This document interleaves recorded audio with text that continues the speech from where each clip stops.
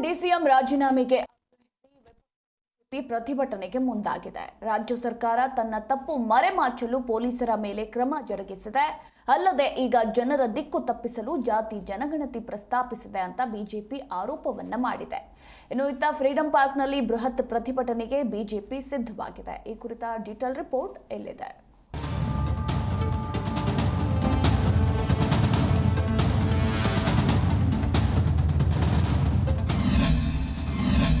ಪೊಲೀಸರ ಮೇಲಿನ ಕ್ರಮಕ್ಕೆ ಬಿಜೆಪಿ ನಾಯಕರ ಕಿಡಿ.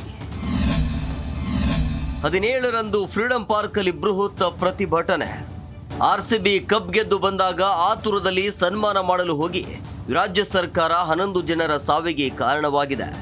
ಈ ಪ್ರಕರಣದಲ್ಲಿ ಪೊಲೀಸರ ತಲೆದಂಡವಾಗಿದ್ದು, ಪೊಲೀಸರ ವಿರುದ್ಧದ ಕ್ರಮಕ್ಕೆ ಬಿಜೆಪಿ ನಾಯಕರು ಆಕ್ರೋಶವನ್ನು ಹೊರಹಾಕಿದ್ದು, ಸಿಎಂ ಡಿಸಿಎಂ ರಾಜೀನಾಮೆಗೆ ಆಗ್ರಹಿಸಿ 17ರಂದು ಫ್ರೀಡಂ ಪಾರ್ಕ್ ಅಲ್ಲಿ ಬೃಹತ್ ಪ್ರತಿಭಟನೆಗೆ ಬಿಜೆಪಿ ಸಿದ್ಧವಾಗಿದೆ. ಆರ್ಸಿಬಿ ಕಾಲ್ತುಳಿತಕ್ಕೆ ಸಿಎಂ ಡಿಸಿಎಂ ರಾಜೀನಾಮೆ ನೀಡಲಿ. ಇನ್ನು ಈ ಸಂಬಂಧ ಸುದ್ದಿಗೋಷ್ಠಿ ನಡೆಸಿ ಗೋಪಾಲಯ್ಯ ಮಾತನಾಡಿ, ಪೊಲೀಸರ ಮಾತು ಕೇಳದ ಸರ್ಕಾರ ಸಿದ್ಧತೆ ಇಲ್ಲದೆ ಕಾರ್ಯಕ್ರಮ ಮಾಡಿ ಜನರ ಸಾವಿಗೆ ಕಾರಣವಾಗಿದೆ. ಈಗ ಪೊಲೀಸರ ಸಸ್ಪೆಂಡ್ ಮಾಡಿ ತಮ್ಮ ತಪ್ಪನ್ನು ಮುಚ್ಚಿಕೊಳ್ಳುವ ಕೆಲಸ ಮಾಡ್ತಿದೆ. ಮೊದಲು ಸರ್ಕಾರವೇ ರಾಜೀನಾಮೆ ಕೊಡಬೇಕು ಅಂತ ಶಾಸಕ ಕೆ ಗೋಪಾಲಯ್ಯ ಆಗ್ರಹಿಸಿದ್ದಾರೆ. ಇದೊಂದು ಪ್ರಚಾರಕ್ಕೋಸ್ಕರ ಮಾಡಿರ್ತಕ್ಕಂಥ ಒಂದು ಕೆಟ್ಟ ಸಂಪ್ರದಾಯ ಅಂತಕ್ಕಂಥದ್ದನ್ನ ಭಾರತೀಯ ಜನತಾ ಪಕ್ಷ ಖಂಡಿಸ್ತದೆ. ಈ ರೀತಿ ಕಾಲ್ತುಳಿತಕ್ಕೆ ಆಗಿ ಸುಮಾರು 12 ಜನ ಅಂತಕ್ಕಂಥ ಬರ್ತದೆ. ಕೊನೆಯದಾಗಿ 11 ಜನ ತೀರೋಗಿರ್ತಕ್ಕಂಥದ್ದೇನಿದೆ, ಈ ರಾಜ್ಯಕ್ಕೆ ಒಂದು ದೊಡ್ಡ ಕಳಂಕ, ಈ ಸರ್ಕಾರಕ್ಕೆ ಒಂದು ದೊಡ್ಡ ಕಳಂಕ ಅಂತಕ್ಕಂಥದ್ದನ್ನ ಭಾರತೀಯ ಜನತಾ ಪಕ್ಷ ಹೇಳೋದಕ್ಕೆ ಬಯಸುತ್ತೆ.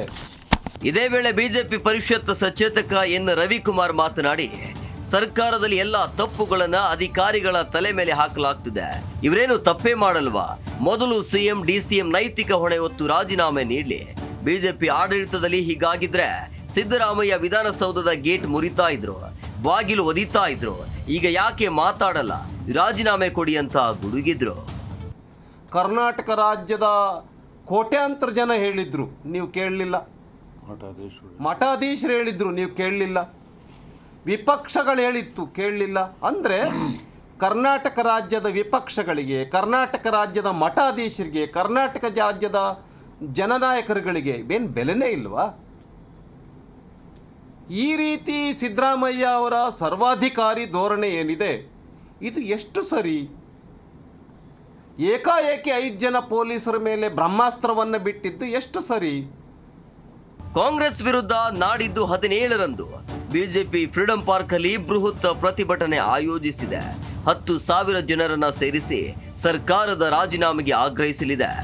ಇದೇ ಸಂದರ್ಭದಲ್ಲಿ ರಾಜ್ಯದಾದ್ಯಂತ ಹೋರಾಟ ಮಾಡಿ ಆಡಳಿತಗಾರರಿಗೆ ಬಿಸಿ ಮುಟ್ಟಿಸುವ ಕೆಲಸ ಮಾಡಲಿದೆ ವಿಪಕ್ಷ ಬಿಜೆಪಿ.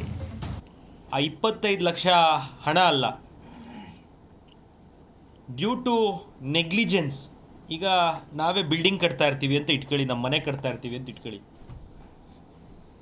ಬಿಲ್ಡಿಂಗ್ ಓನರ್ನ ಅಥವಾ ಅದಕ್ಕೆ ಸಂಬಂಧಪಟ್ಟಂಥ ಕಾಂಟ್ರಾಕ್ಟರ್ ಇರ್ಬೋದು, ಪ್ರತಿಯೊಬ್ಬರ ನೆಗ್ಲಿಜೆನ್ಸಿಂದ ಏನಾದರೂ ಒಂದು ಸಾವು ಸಂಭವಿಸಿದ್ರೆ ಅದಕ್ಕೆ ಇರುವಂಥ ಶಿಕ್ಷೆ ಏನು?